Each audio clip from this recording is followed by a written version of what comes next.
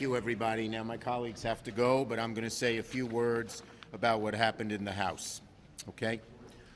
So, we all know there's quite a bit of history being made on the other side of the Capitol as well. Unfortunately, not the good kind.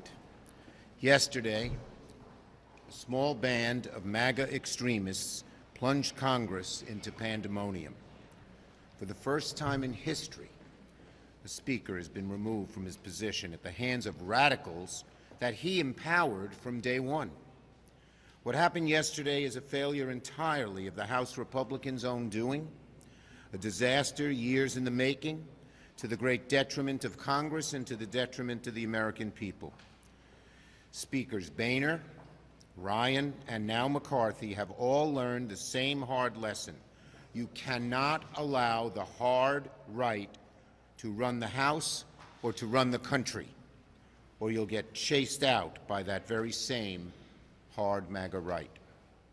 You cannot allow a small band of MAGA extremists, which represents just a tiny percentage of the views of the American people, to tell the overwhelming majority of Americans what to do. But, folks, Republicans' issues with MAGA extremism seeps far deeper than any single leader.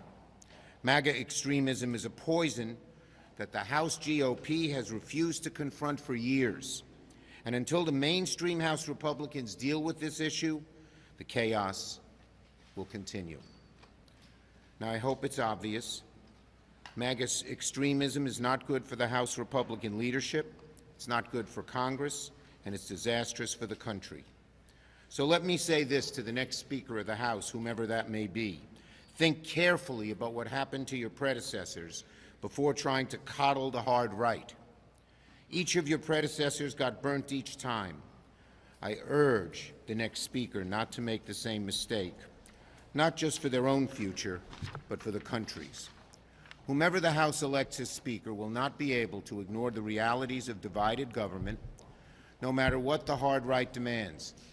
And to his credit, I will say this, Speaker McCarthy, both on shutting down the government and on default of the debt, at the end of the day realized he had to work in a bipartisan way to do what's right for America. Well, the need for bipartisanship will not change. We'll need bipartisanship to keep the government open. We'll need it to make life better for the American people, for the good of the country. I urge my Republican colleagues in the House to once and for all, accept the reality that bipartisanship is the only way out. I'll take